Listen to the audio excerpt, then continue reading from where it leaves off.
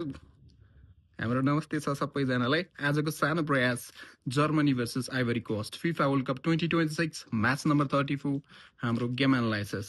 म जर्मनीको fan.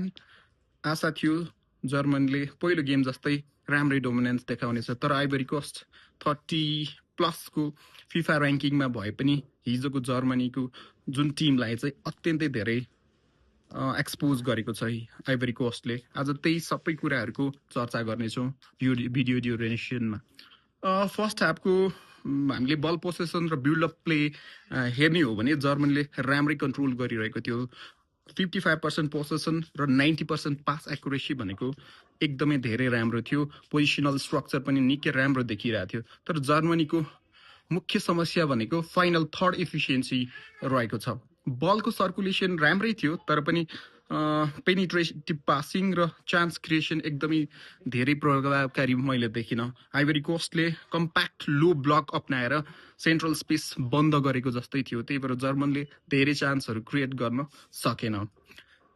FIFA ऱ्याङ्किङमा 30+ भए पनि आइभरी कोस्टले जर्मनीलाई 4 पटक वर्ल्ड कप विनिङ टिम भए पनि हिजोको गेममा आछु पारेको थियो। म जर्मनीको फ्यान। 90, 95, 96 मिनटसम्म नि ढुकढुक भएर गेम हेर्नु पर्यो। अब हामी भित्री कुरा गरौँ। 30औं मिनटमा फ्र्याङ्क केसीले गोल गर्दा जर्मनीको चाहिँ सबभन्दा ठुलो कमजोरी देखियो।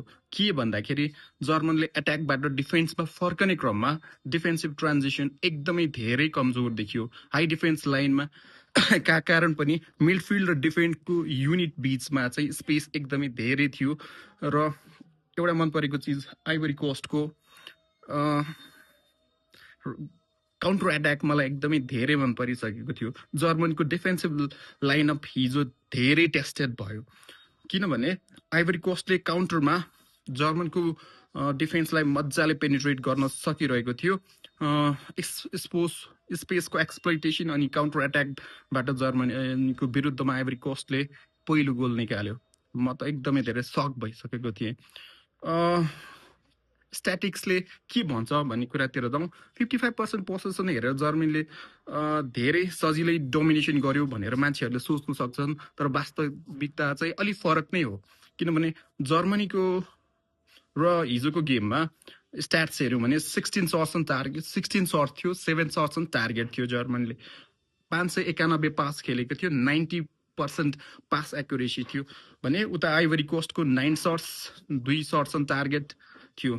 अब यसले जर्मनीको टेरिटोरियल डोमिनेन्स देखाउँछ, तर 16 सर्टबाट केवल 2 सर्ट्स टार्गेट हुनु एकदमै धेरै फिनिसिङ इफिसियन्सी कमजोर भएको भनेर हामीले थाहा पाउँछौँ, होइन त।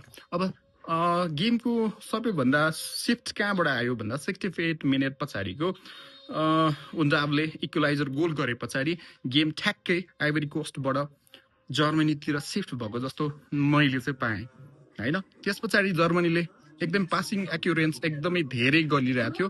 अर्को भनेको बल सर्कुलेसन एकदमै धेरै छिटो थियो। त्यसले गर्दाखेरि के दियो भन्दाखेरि आइभरी कोस्टको मिडफिल्ड र डिफेन्स लाइनअपलाई चाहिँ गेम ट्याक्टिक्स बुझ्न एकदमै गाह्रो भइरहेको थियो। अनि भर्टिकल पासिङ जर्मनीको एकदम हाई थियो भने अनि बल्ल जर्मन टिमको जस्तो एग्रेसिभ काउन्टर पासिङ देखिएको थियो।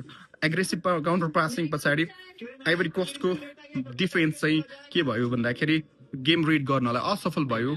अनि त्यस पछाडि जर्मनीले प्रयोग गर्न थाल्यो। पहिला जर्मनीले पोसेसन खेलेको थियो भने पछि जर्मनीले प्रेसर एकदमै धेरै क्रिएट गर्न थियो। यही ट्याक्टिकल सिफ्टले गर्दाखेरि उन्डबले चाहिँ पछाडि 2 गोल गर्न सके र इम्पोर्टेन्ट 3 पोइन्ट सहित 32 भित्र छिर्यो जर्मनी। आइभरी कोस्ट कहाँ कोल्याप्स भयो भन्दाखेरि 68औं मिनटसम्म आइभरी कोस्टको डिफेन्सिभ अर्गनाइजेसन एकदम खतरा थियो। इनफ्याक्ट जर्मनी भन्दा राम्रो थियो, तर इक्वलाइजर भइसके पछाडि डिफेन्सिभ ब्लक धेरै डिपर भयो। पास रेसिस्टेन्स घट्न थाल्यो अनि ट्रान्जिसन अपर्च्युनिटिजहरू एकदमै कम हुन थाले। अनि त्यसले के क्रिएट गरिदियो भन्दा जर्मनीले अपोजिसन हाफमा सस्टेन्डेड प्रेसर एकदम कायम राख्न थाल्यो। ड्यानियल उन्डब ट्याक्टिकल इम्पोर्टेन्स, उनको हिजोको टप गोल स्कोरर मात्र थिएनन्, उनी जर्मनीको एट्याकिङ स्ट्रक्चरको फोकल पोइन्ट बन्न पुगे। Off the ball moment, positioning अनि त्यस पछाडि स्पेस अकुपेसन, फिनिसिङ सबै एकदम उत्कृष्ट थियो। लाइट स्ट्राइकर भनेकै उन्डब जस्तै हो, उसले हिजो खत्रै देखायो।